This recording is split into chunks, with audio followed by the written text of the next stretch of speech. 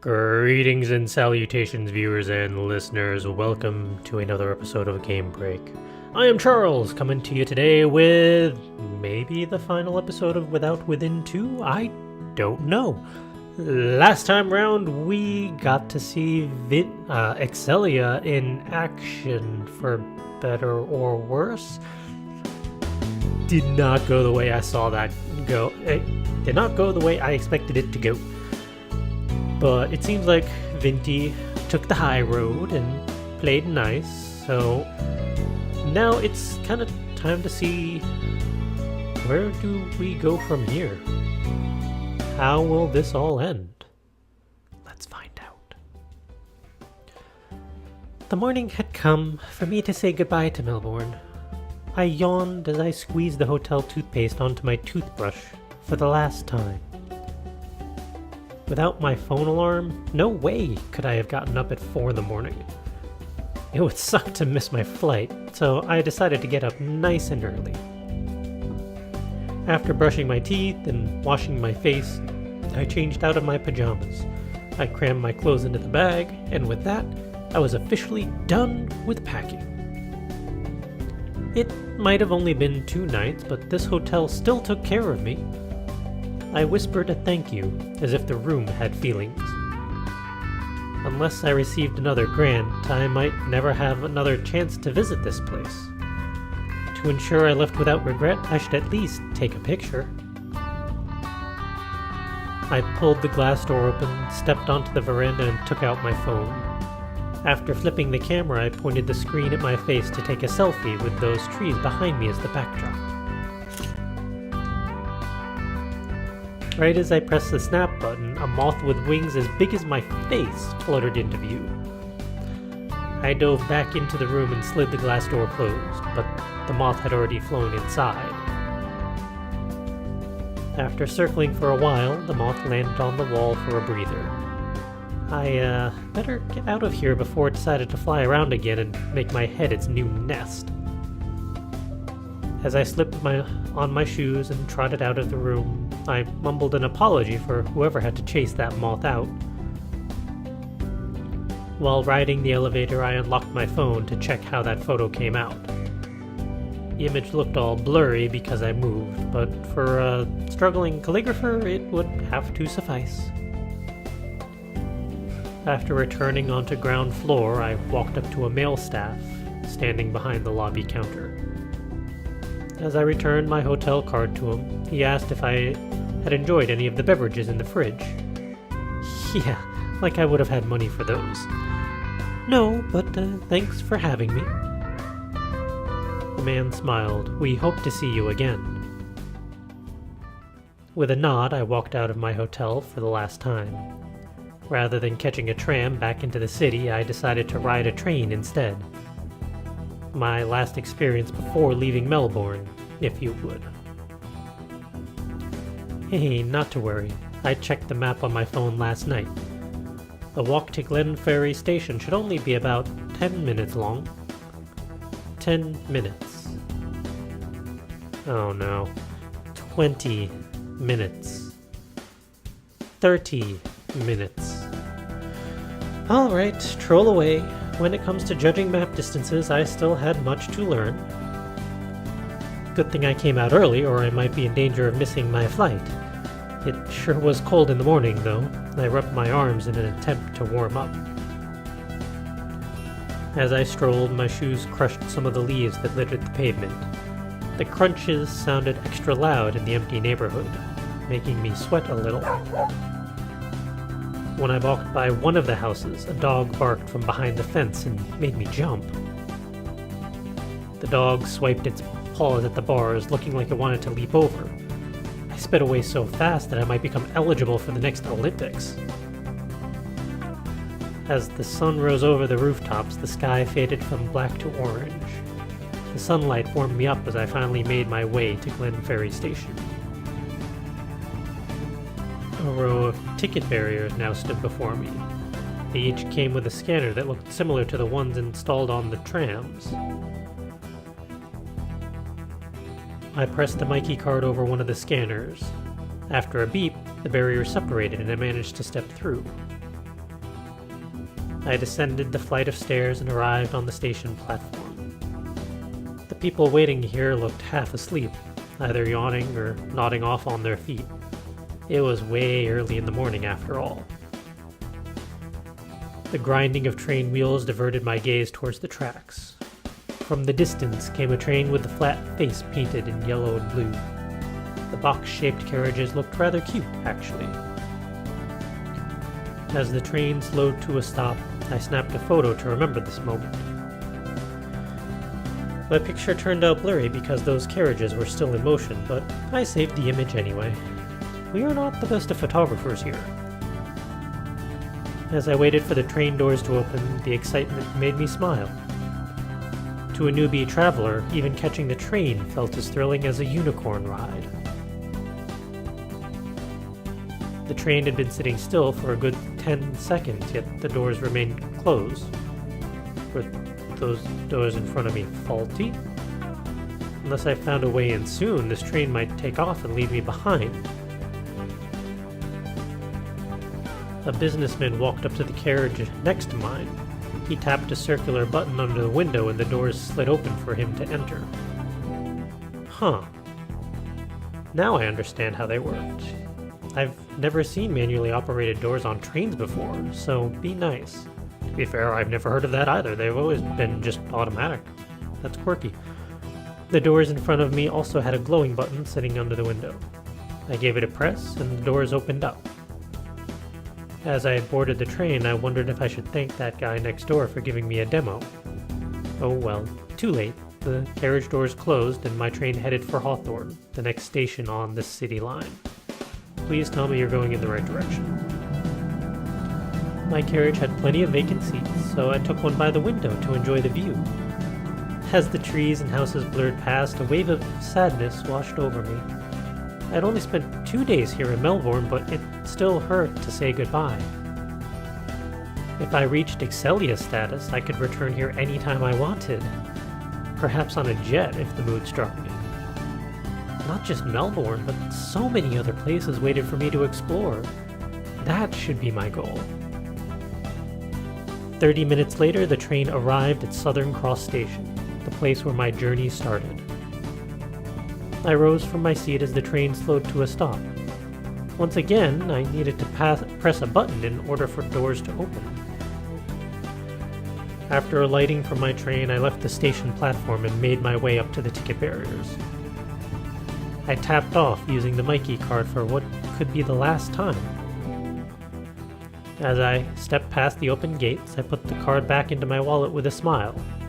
In memory of my trip, I might keep this card in the wallet forever. I headed down into the dimly lit bus terminal. This time, right after I bought a ticket from the booth, a bus drove into the parking area. At least I had better luck on my trip back. A dozen people with luggages waited in the queue. I took my time walking up to the line, knowing there would be plenty of seats to go around. The bus doors opened and we climbed aboard one by one. Window seat for me, as always. Once everyone settled in, the bus steered its way out of the terminal.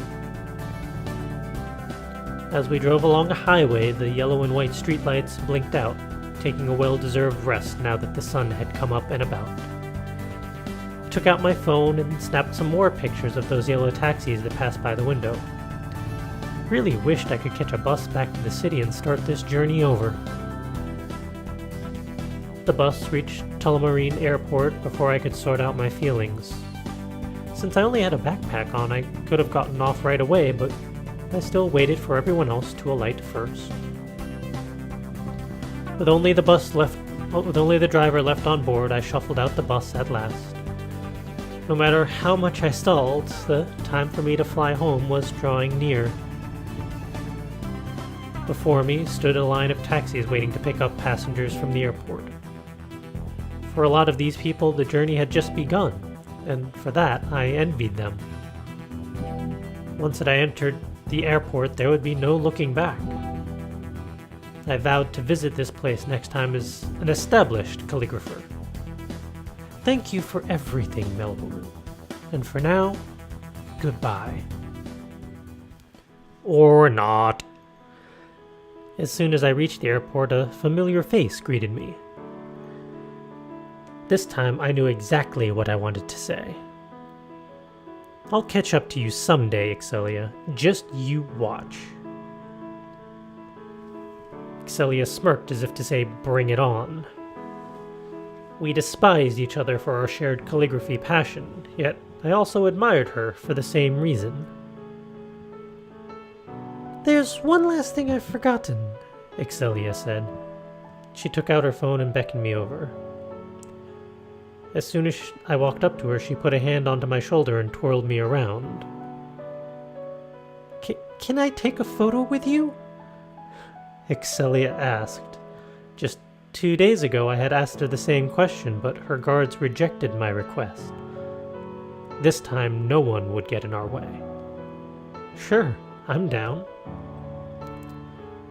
As Excelia aimed her phone to include us both in the shot, she pressed her shoulder against mine. The warmth of her touch made me smile without having to say cheese. Excelia emailed me the photo just before I boarded my plane, and with that, I said goodbye to Melbourne, as well as my idol. I glued my eyes to the window during takeoff, but with all kinds of thoughts filling my mind, I barely noticed the cityscape passing underneath. Excelia seemed so perfect whenever her face appeared on ads and television, but she turned out to be human after all. For one, I now knew about the fanged tooth that she always tried to hide. She had also made plenty of mistakes, but they all came from her love for the craft. I no longer felt the need to copy Excelia's every move. Instead, I swore to forge my own path. I had wasted enough time worrying about what others thought. With this afternoon's sky as the backdrop, I snapped a selfie to celebrate this moment of enlightenment. Perfect. Now to share this on Twitter so that my followers too might be able to see the light.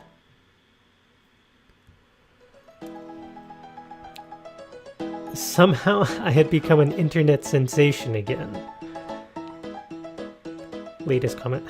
"Why are your eyes closed?" Yo, is that the dubstep remix girl? I think it is. She'd be like, "Why you no RT, haha." 3-shaped cloud in the background. Half-Life 3 confirmed. Nice selfie. Hey guys, please support my Patreon. Thanks. And this would be the last time I ever posted a selfie online.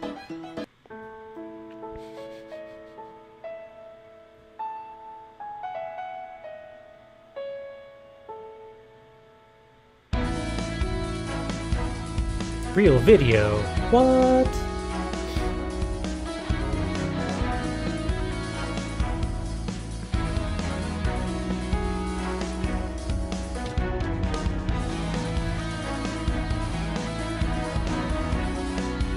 Bird.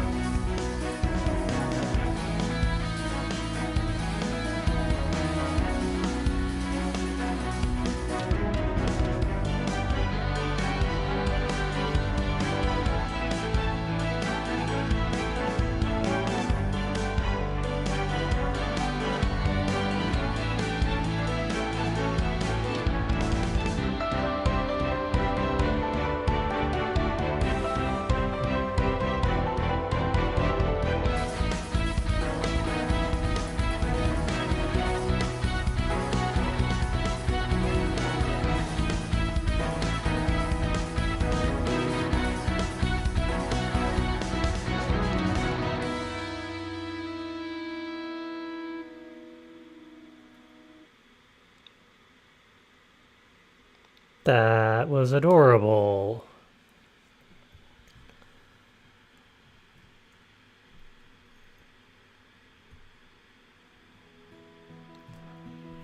So that's Within 2. That was more fun than I expected based off of just Within 1, which didn't really give us much to play off of. We just really had Vinty as a starting character to figure out how do you go about becoming a calligrapher and how do you make yourself in the industry. I think adding Excelia into the mix was definitely a good way to go about it. I was surprised that Excelia did some of the things she did.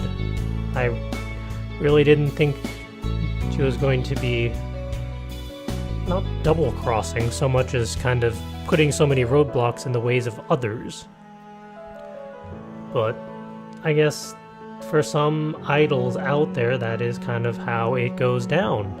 Rather than being purely supportive, they do what they can, or are told to do what they can to just protect their own skills and interests.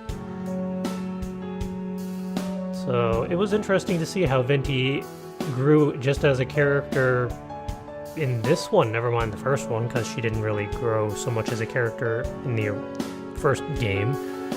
She just became an internet sensation. This is the one where she actually grew into a calligrapher in her own right. Although the first one she found her passion, this one I think she just justified that passion if nothing else. If even the idols have the passion, but Vinty can go her own route to get there, and not necessarily step on everyone else in the process. I don't quite see how they would potentially do a third game in the series, unless Vinty becomes established, like properly established, not just an internet sensation, and then see how that would go down. That would be interesting. And then see her as a peer and equal to Excelia, not just looking up to her and striving to get to that level. That would be an entirely different character altogether, though, considering who Vinty is even now at the end of this game. Hopefully you all enjoyed Without Within 2 and Without Within 1, and yet another game from Invert Mouse. I look forward to playing some of their other ones out there, because I believe they have more that I wanted to check out.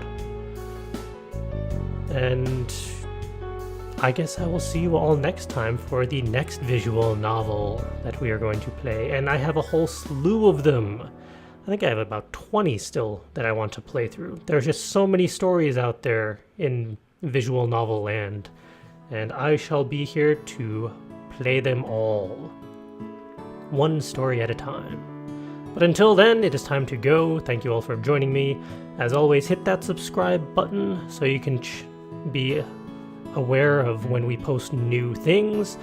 Click that thumbs up for the various videos that you enjoyed, and by all means, post in the comments section what you enjoyed about each episode or the series and stories overall, or what would you like to see in the future. Continue the conversations in the comment sections, and I will see you all next time. Ta-ta, everyone.